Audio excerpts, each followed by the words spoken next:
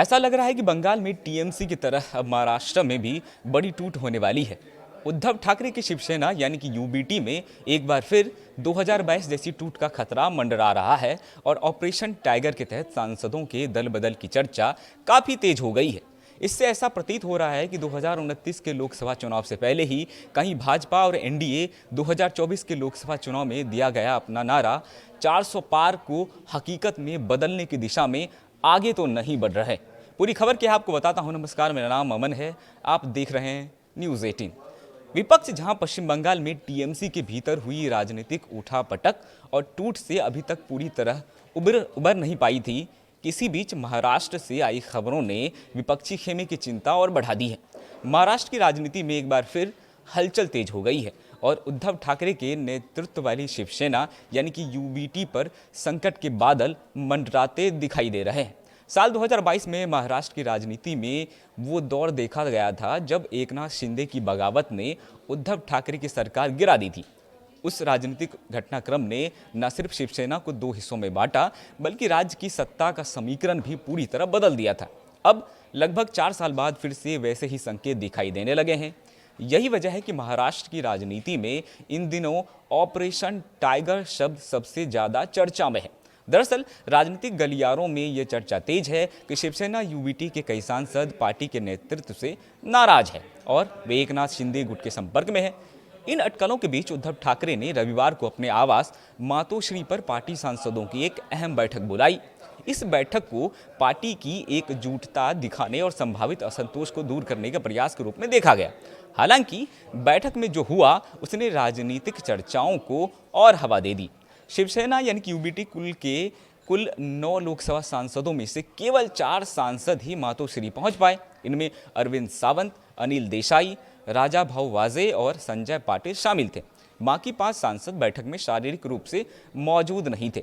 अब पार्टी की ओर से दावा किया गया कि वे सभी सांसद वर्चुअली माध्यम से बैठक में शामिल हुए थे, लेकिन राजनीतिक विश्लेषकों का मानना है कि अनुपस्थिति ने कई सवाल खड़े कर दिए हैं।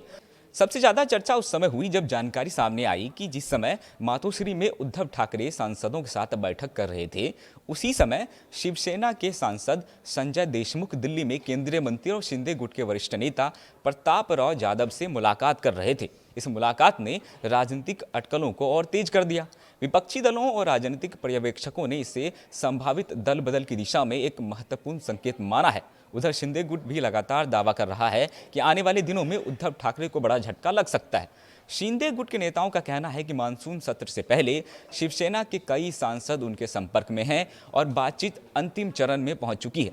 केंद्रीय मंत्री प्रतापराव जाधव और शिवसेना एमएलसी कृपाल तुमाने ने सार्वजनिक रूप से दावा किया कि 7 लोकसभा सांसदों के साथ उनकी बातचीत चल रही है। इतना ही नहीं, उन्होंने ये भी दावा किया कि करीब 16 विधायक भी संपर्क में हैं।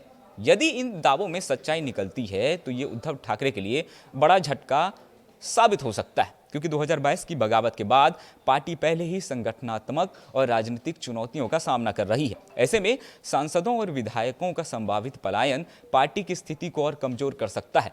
हालांकि उद्धव ठाकरे और उनके बेटे आदित्य ठाकरे इन संकट को हल्के में लेने के मूड में नहीं है। दोनों नेताओं ने डैमेज कंट्रोल की रणनीति शुरू कर दी है। पार्टी के भीतर संवाद बढ़ाया जा रहा है। उन सांसदों से सीधे संपर्क किए जा रहे हैं जिनके बारे में असंतोष की खबरें सामने आ रही थी। पार्टी नेतृत्व का प्रयास है कि किसी भी प्रकार की नाराजगी को समय रहते दूर किया जाए। वहीं शिवसेना के वरिष्ठ नेता और राज्यसभा सांसद संजय राउत लगातार पार्टी की एकजुटता का दावा कर रहे हैं। उनका कहना है कि पार्टी के सभी सांसद उद्धव ठाकरे के साथ मजबूती से खड़े हैं और शिंदे गुट द्वारा किए जा रहे दावे केवल राजनीति प्रचार का हिस्सा है।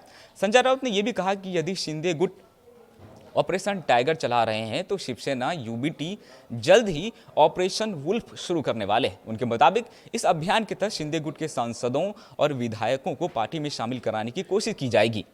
राजनीतिक विशेषज्ञों का मानना है कि महाराष्ट्र की राजनीति एक बार फिर बड़े बदलाव के दौर में प्रवेश कर सकती है। यदि वास्तव में सांसदों और विधायकों का दल बदल होता है तो इसका असर केवल शिवसेना तक सीमित नहीं रहेगा, बल्कि पूरे विपक्षी गठबंधन की रणनीति पर भी पड़ेगा, खासकर ऐसे समय में जब विपक्ष 2029 के लोकसभा चुनाव की तैयारी में जुटा हुआ है। फिलहाल सभी की नजरें आने वाले कुछ हफ्तों पर टिका है। क्या उद्धव ठाकरे अपनी पार्टी को एकजुट रखने में सफल होंगे? क्या शिंदे गुट के दावे सच साबित होंगे या फिर ये केवल राजनीतिक दबाव बनाने की रणनीति है। इन सवालों का जवाब आने वाले दिनों में महाराष्ट्र की राजनीति की दिशा तय करेगा। लेकिन इतना तो तय है कि ऑपरेशन टाइगर की चर्चाओं ने राज्य की राजनीति में एक बार फिर हलचल पैदा कर दी है और राजनीतिक तापमान लगातार बढ़ता जा रहा है। खैर, इस पूरे मामले पर आपकी क्या राय है, हमें कमेंट में जरूर बता सकते हैं। नमस्कार।